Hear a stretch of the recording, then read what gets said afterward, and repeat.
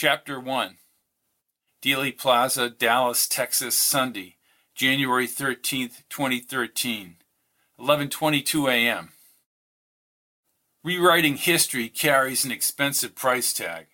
For years, Patch Kincaid had relived John Kennedy's assassination behind a fold-away aluminum table in Dealey Plaza, Dallas, Texas. The locals knew him as the eccentric, bearded fool who once claimed he caused Kennedy's death in 1963.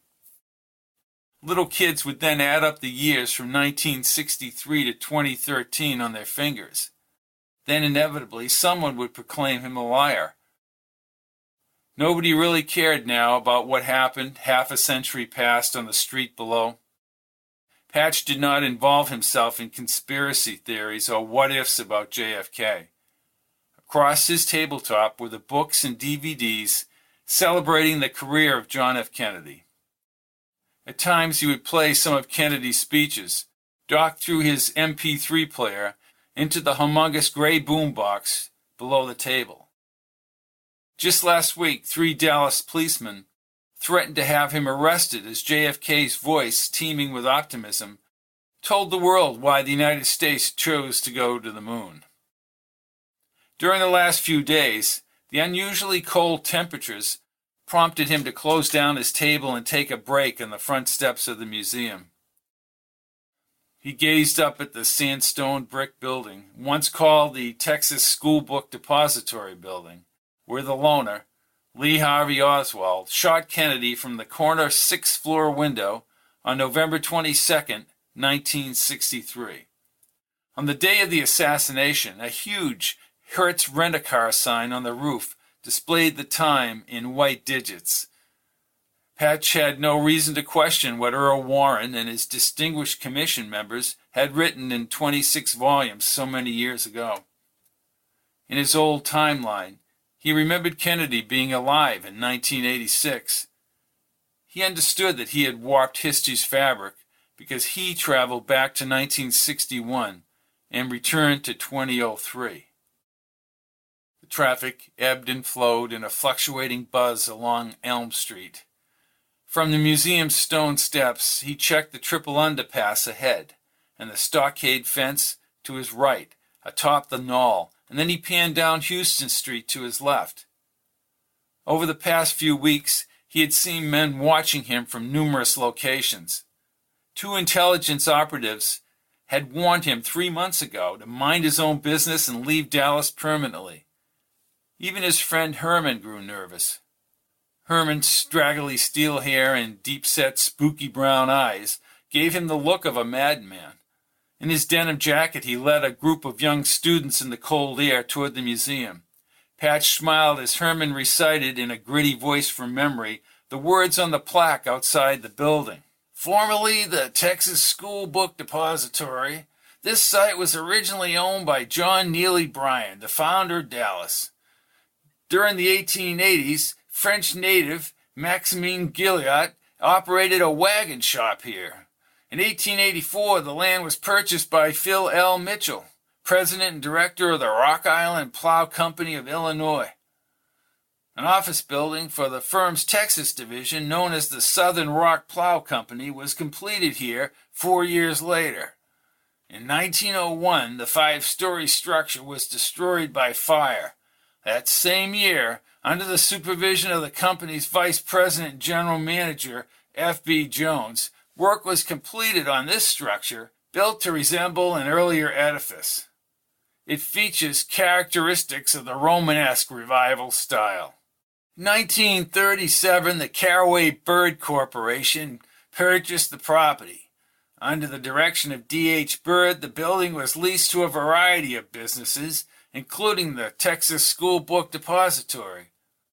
On November 22, 1963, the building gained notoriety when Lee Harvey Oswald allegedly shot and killed President John F. Kennedy from a 6th-floor window as the presidential motorcade passed this site. Herman brought the group around the corner on Houston Street near the traffic light. The next caravan of cars and a couple of small trucks moved away from the light. In 1966, physicist Richard Wyman was asked by a researcher to study all aspects of the shooting directly in the plaza before you. Dr. Wyman did determine that the final headshot was a slight movement forward and then a violent backward thrust. This was an all-in-one dynamic. Patch scrolled down his MP3 player's glowing screen to Kennedy's Berlin speech in June of 1963, the president's most inspiring speech. Patch squinted, and his eyes watered as he faced the oncoming breeze. Not many people were in the plaza today. Random snow pellets accompanied the northern air, and low, hanging gray clouds transformed the plaza into a chilled mausoleum. He pushed his thumb on the highlight screen, and JFK's voice broke through time from 1963. He mouthed the words, "I am proud to come to this city as the guest of your distinguished mayor, who has symbolized throughout the world the fighting spirit of West Berlin." A pudgy young man and his bleach blonde wife looked up the knoll at Patch. The man zipped up his blue Chicago Bears jacket. Patch stroked his beard. At least he had gotten their attention. Mr. Chicago pointed at the concrete pedestal where Abraham Zapruder had filmed the assassination with an 8mm Bell & Howell Model 414 PD Director-Series camera operated by a spring mechanism. Then they climbed toward Patch. "Hey, how come Kennedy flew backward if he was shot from behind?" asked Mr. Chicago in a gruff voice. His dark beard bristles blanketed his round chin, and the remnants of whatever he drank for lunch lingered in the air. The woman kept her hands inside her blue nylon windbreaker. She spoke in a squeaky voice. "Ed likes straight answers." "I'm here to celebrate the life of John Fitzgerald Kennedy. Listen," he turned up the volume. 2,000 years ago, the proudest voice was Kyrus Romanus Sum. Today, in the world of freedom, the proudest boast is Ich bin ein Berliner. "Yeah, that's great, but the CIA had JFK knocked off," said Mr. Chicago, pretending his finger was a gun. "Isn't it more important we understand what he accomplished?" asked Patch. "We saw that at the Kennedy Library up in Boston." "Those people had no friggin' idea who killed JFK, Dolores." "He's still dead either way," replied Patch. A cocky Mr. Chicago turned toward Elm Street. "So, this is where they nailed him." He thrust his index finger upward toward the knoll and the wooden stockade fence next to the curved white pergola. "The shots came from the grassy knoll, Dolores. To me, that makes more sense. Most of the people in the plaza that day ran up to the grassy knoll." Patch showed him Kennedy in Ireland on the cover of a CD. "I can get you all of Kennedy's speeches for $9.99. Mr. Chicago just kept walking as Dolores shrugged her shoulders. Then he performed an odd alignment with his thumb and forefingers behind the fence. Patch had seen the machinations before. People always emerged from behind the fence, proclaiming the easy shot to the street below. "It was a piece of cake, Dolores." A hefty woman with feathered, sharp white hair walked upright in a white sweater and cream-colored pantsuit along the grass toward Patch's table. He sensed her scented perfume as she approached. She had a genuine smile and chestnut eyes, and her smooth voice indicated kindness and sensitivity. "We all loved Jack Kennedy." Goosebumps covered Patch's arms under his jacket sleeves. Most people coming through here now were not alive back then. "Like you?" she asked, followed by a quick laugh. "Right. Where are you from?" "Originally from the Northwest, but now I live in West Palm Beach. I swore I'd never come down here to see where it happened." She saw him sniffing the air. "It's called Honeysuckle by Avon." I wondered. "First came out 50 years ago. What's your name?" "Patch Kincaid." "Cabbage Patch." Patch grinned at the humor. Then his face resumed its Dealey Plaza solemnity. Her brown eyes suddenly glazed. "We watched for 4 days on TV. This country was on the rise, and Jack Kennedy was a leader. We don't have leaders anymore, Patch." She wore no ring and extended her hand. "My name is Sharon Gorman, one of my names. I've been married one too many times." She looked over her shoulder toward the sixth-floor window. Kind of eerie, isn't it? Have you ever been in the museum, Mrs. Gorman? I walked through the sixth floor very quickly. Why is that? She produced an incredulous expression. Let me tell you something, and listen good. Oswald was innocent. I never really looked into it. I'm down here to promote Kennedy's life. There are other plots against Kennedy. There's a saying, once is happenstance, twice is coincidence, and third time, it's enemy action. Who said that? Asked Patch. Someday you'll read it and think of me. She held his wrist and stared into his eyes with an intensity that made him uneasy. I'm finding it difficult to go down there. Do you want me to walk down there with you? Tears slowly descended over the well-embedded smile lines as she nodded. She removed a tissue and patted her eyes. You don't know what this did to my generation. You never get over it. Patch pinched the brim of his Aussie hat and zipped his faded army jacket. It was too damn cold to be selling anything out here today. He squinted into the January glare, crossed the triple underpass toward the Stemmons Freeway. With a single jab, he pushed the on button for Kennedy's Berlin speech. Her head darted to the left, and she smiled. Then she clutched onto Patch's extended arm, and they took short steps down the cold Elm Street sidewalk. Her face assumed a new excitement with the president's words in the background, and her soft scent followed them to the street. With just Kennedy's speech breaking the lonely silence in Dealey Plaza, their conversation disappeared. All free men, wherever they may live, are citizens of Berlin, and therefore, as a free man, I take pride in the words, Ich bin ein Berliner. Her glassy eyes gravitated away from the asphalt X and toward the railroad bridge's weathered concrete. The cloud-smeared sun cast a dreamy glow over the shadows on the sidewalk under the lofty Union Tower overlooking the plaza. A few more people snooped around the stockade fence atop the knoll. I'll tell you what they said about those people who visited the Nazi concentration camps at the end of World War II, said Patch softly. Like tourists in hell, they took pictures. Sometimes I feel the same way about Dealey Plaza. He looked over his shoulder to the central pergola where Zapruder's secretary had steadied him on the concrete riser. Zapruder had panned his movie camera toward the motorcade as it proceeded down Elm Street. Patch winced when he visualized Kennedy's head blowing apart on that sunny November day in 1963. He had only viewed the film once, and that was enough. They shuffled onto Elm Street's smooth pavement. She remained remarkably composed when they reached the spot where the fatal shot hit Kennedy. Her little nose and wide cheeks formed a firm facade. Her dark eyes were fixed to the pavement. She shook her head and then looked up at him.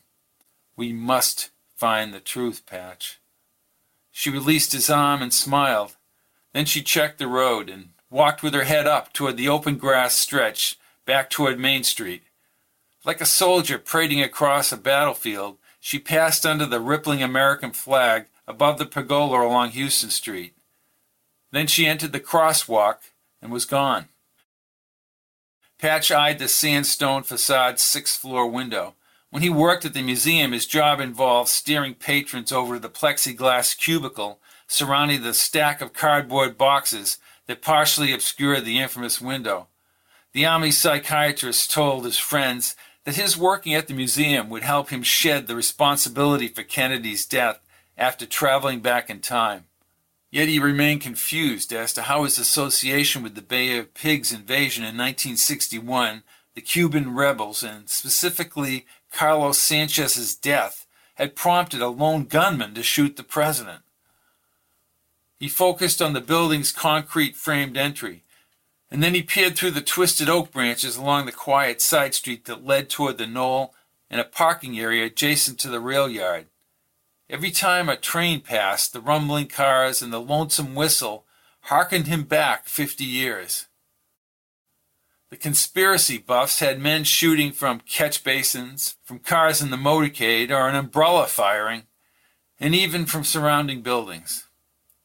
and they assigned blame to every possible person or group. Now he was condemned to impart the life of JFK to those who would listen. A new history now existed since his time travel journey. Ray Minkowitz, who had formulated the time travel theories into a working embarking chamber, had long since retired in Florida. Minkowitz would never receive the recognition for pioneering the time dilation experiments. The government had it all locked away in the National Archives warehouse in New Mexico. They lied to Kate about his death, and she married someone else. From a distance, he had seen her family years ago.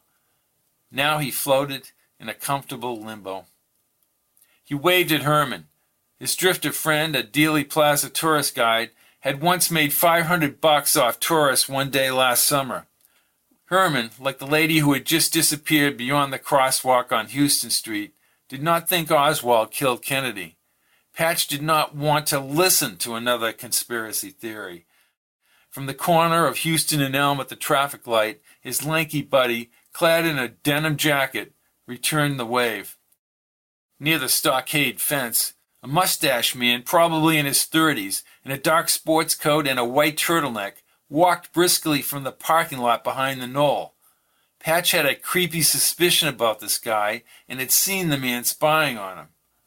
The man continued up the hill to the concrete triple underpass. On November 22, 1963, railway workers awaited the arrival of President and Mrs. Kennedy along those railroad tracks. The mustache man caught up with him as he leaned on the concrete bridge abutment. Dealey Plaza. Patch did not acknowledge him. Kennedy died here, right? Patch stared into his serious dark eyes. X marks the spot, my friend. Pointed at the asphalt down Elm Street. Right here. Kind of sick, isn't it? Not really. Sometimes it's important to mark moments in time. If you don't do that, you won't know who did what and when. I used to work in the museum. President Kennedy, said Patch as he gazed up to the sixth-floor window. President Kennedy was shot by a single gunman from that corner window. The man, younger than Patch, smiled a quick smile. Listen, Patch, how do you know my name? There have been people watching me here for 2 weeks, and you're one of them. My name is Nick Tobias. You probably saw me lurking around here, watching you. I'm aware of your background. Could you show me around and tell me about the assassination? You have me wrong. I'm down here to promote the life of John F. Kennedy, not to speculate on wild conspiracy theories. Then we'll talk about Jack Kennedy. He motioned Patch back along the stockade fence toward the pavilion. I work on my own, but I have contacts with many people. Patch squinted as they walked toward the fence, and he studied the man's chiseled face. Conspiracy theorists believe there were shooters right here behind this stockade fence, among other locations. The Warren Commission fully established that a single bullet passed through President Kennedy and Governor Connally, and that a final shot came from the sixth-floor window that destroyed the president's skull. It never should have happened. He walked ahead of Nick back to his table near the Kerr Pavilion. You feel that because of your time travel in 1961, President Kennedy died, Nick shouted from behind. It's not your fault, Patch. Patch spun from in front of his table.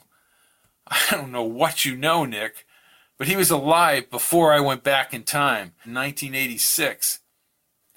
I know the specifics of Hastings Mountain and the time dilation and the other timeline. He looked closer at Nick's dark eyes. How? That I cannot reveal. The government wants me to stop talking about Kennedy and leave Dealey Plaza. I've come down here to Texas to speak about time travel, the time dilation experiments. Patch's eyes intensified as a burst of cold air lifted up like a ghost from Elm Street. He motioned Nick around the back of the pavilion. The red sandstone facade of the museum loomed overhead. To his left, the parking lot opened behind the stockade fence. Patch bit his lower lip. Starting the time dilation experiments is quite impossible. All the files on time dilation are also classified. Doesn't matter. Who's behind this? I can't comment on that right now. Well, bullshit. You won't tell me how you know anything? That would not be smart. Then we have nothing to say, Nick. He walked silently back to his table. Kennedy's speech had ended. Traffic accelerated past the green light and flowed freely over the roadway. Even in the cloudy weather, Nick's shadow shaded the table.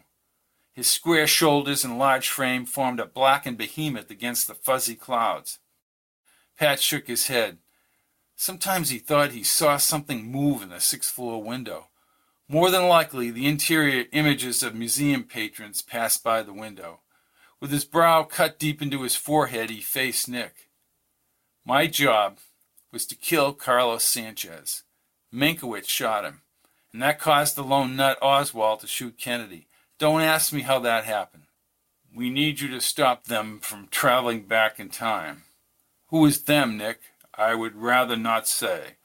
Patch put his arm behind Nick and they walked under the scraggly oaks back to the museum. Herman, his breath foggy, lectured a little guy on the pergola's sidewalk. Patch stopped on the old schoolbook depository steps. I want to meet your contact. That isn't possible. Even after 50 years, Patch, this thing is still very hot. Let me be more specific. My contact is aware that a certain individual has stolen the time dilation information from New Mexico. He knows the location of the new embarkation chamber, and that facility is nearly operational due to the efforts of this man. Patch stroked his beard. Why do you need me? Nick smiled for the first time and panned to the sixth-floor window. Patch, I can't tell you that right now. I risk getting other people involved. Then more people have been watching me. Yes. Many times Patch had tried to envision the world as it once existed with Kennedy alive in 1986. If you could send me back to 1963, I would indeed prevent what happened here. Yes, sir. I'd step into the street and stop the damn motorcade. Nick looked into his eyes for the longest time. I cannot guarantee that I can send you back to 1963, Patch. Will you help us? Patch stared at the worn X on the asphalt and pressed his lips. The cold air stung his face. Then he faced Nick. I'll think about it.